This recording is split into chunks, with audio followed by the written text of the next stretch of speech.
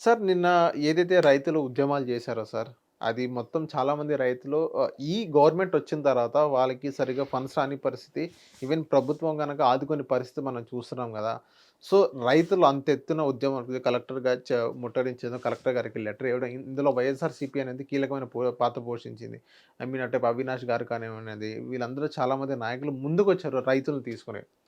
అది చూసిన తర్వాత మీకేమనిపించింది? ఇప్పుడు చిన్నప్పుడు చూడండి సార్, ప్రభుత్వ నిర్ణయాలు రూపాయి పెంచారు, రూ. 10 పెంచారు అని రేట్లు అన్నప్పుడు కమ్యూనిస్ట్ పార్టీలు పొద్దున సాయంత్రం దాకా వాళ్ళు తిప్పలాలు పడి సాయంత్రం ఇంకో 10 పైసలు 50 పైసలు తగ్గించిన ఉదంతాలు చూసేవాళ్ళం. అలాంటి ఉద్యమాలు మళ్ళీ ఇంకొకసారి స్ఫూర్తికి వచ్చినట్టుగా కనపడ్డాయి. ఎందుకంటే గతంలో 7-8 సార్లు గత ప్రభుత్వంలో కరెంటు ఛార్జీలు పెంచినా ఎక్కడ అపోజిషన్ పార్టీలు ఇలాంటి తరహా ఉద్యమాలు చేయకపోవడం.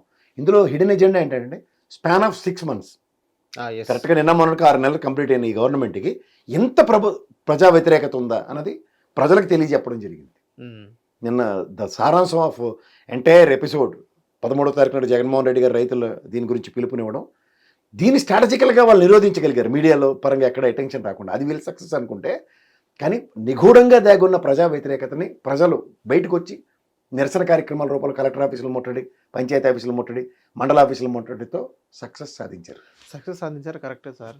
సో, దాని తర్వాత ఎవరైతే ఈ కూటమి నాయకులకి చీమ కుట్టినట్టు కూడా ఉండదా? వీళ్ళు ఇంతలా ఉద్యమాలు చేస్తున్నారే, 6 నెలల్లో ఇంత వ్యతిరేకత వచ్చిందే. సో, మనం ఇంకా రైతులకి ఏదన్నా చేద్దాం. వీళ్ళు చేసిన తర్వాత కూడా మాకు ఎంతో కొంత బుద్ధి రావాలని అంటారు. వాడు కొట్టిన తర్వాత నీకు బుద్ధి రాలేదు కదరా అంటారు. సో, వాళ్ళు అలా ఉద్యమం చేసిన తర్వాత కూడా వీళ్ళకి ఆహ్, కనీసం ఇది చీమ కుట్టినట్టు కూడా ఉండదా సార్? ఉండకుండా ఎందుకు ఉంటుందండి? ఎక్కడో దగ్గర కన్సాలిడేట్ అవుతుంది అది. అవును. సార్ ఒకటి గుర్తుంచుకోండి, a decent which was shown by people around. ఇప్పుడు ఇదే నాయకులు మళ్ళీ రేపు పొద్దున ప్రజల్లోకి వెళ్ళాలి కదా. ప్రజా వ్యతిరేకతని నివురుగప్పిన నిప్పులా ఉంటుంది అది. అది ఒక బడబాగ్ని కింద తయారైంది అనుకోండి. ఇప్పుడు తెలంగాణ ఉద్యమం చూడలేదా మీరు? చూసి ఎలా వచ్చింది అది? యెస్.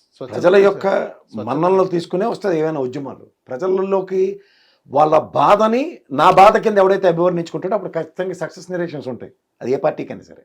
ఇప్పుడు ఇదే ప్రభుత్వం బాధ్యత తీసుకుంది అనుకోండి, ఎస్ 2 రోజుల్లో కేంద్ర ప్రభుత్వం నుంచి వచ్చే ఏవైతే ఉన్నాయో 4,000, మిగిలినవి 6,000 ఎంత వస్తుంది కదా ఎకరంకి, దాన్ని మేము యాడ్ చేసి మీకు 2 రోజుల్లో ఇవ్వబోతున్నాం అని ఒక సత్వరమైన సొల్యూషన్ ప్రాస్పెక్ట్లో వెళ్ళారు అనుకోండి, అయిపోయింది కదా. అవును. ఇప్పుడు రేషన్ షాప్ బియ్యంతో పట్టుకునే కార్యక్రమంలో ఉన్న శ్రద్ధ ఒక కళ్ళల్లో ఉన్న ఒడ్లు కొనడానికి తేమ వచ్చిందని చెప్పి తప్పించుకోవడానికి కనీసం గోరుపట్టాలు ఇవ్వకుండా, వాటిని పరిరక్షించకుండా, టార్పాలను ఇవ్వకుండా ఇలాంటివి చేస్తున్నప్పుడు ప్రభుత్వాల మీద ప్రజలకు వ్యతిరేకత ఖచ్చితంగా ఉంటుంది కదా. అది ఎక్కడో దగ్గర కన్సల్టేట్ అవుతుంది కదా. గతంలో ఆర్బీకే సెంటర్లో ఏమీ కాకుండా ప్రభుత్వం కొన్ని దగ్గర ఎంఆర్పీ రేట్స్లో, ఇప్పుడు ఇదే సినిమా ఇండస్ట్రీ చూడండి, 100 కోట్లు 1000 కోట్లు పెట్టి సినిమా తీసాను కానీ ఒకరోజు వెసులుబాటు ఇచ్చి 1000 రూపాయలు టికెట్ పెట్టుకో 1500 టికెట్లు పెట్టుకొని ప్రభుత్వాలు వెసులుబాట్లు ఇస్తున్నాయి. మరి అదే రైతుకి ఇంకా తగ్గిస్తున్నారు.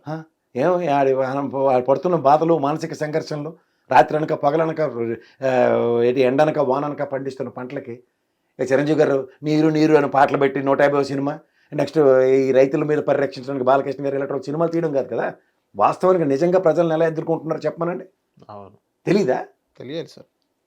తెలియక కాదు, తెలిసి కూడా నటించే సామర్థ్యాలు ఉన్నప్పుడు ఏం చేస్తారు? హిట్ టీవీ యాప్ ని డౌన్లోడ్ చేసుకోండి. ఇందులో short news, live news, entertainment movies అన్ని అవైలబుల్ గా ఉన్నాయి. Please download Hit TV app. Hit TV app. Hit TV యాప్ని ఫ్రీగా డౌన్లోడ్ చేసుకోండి.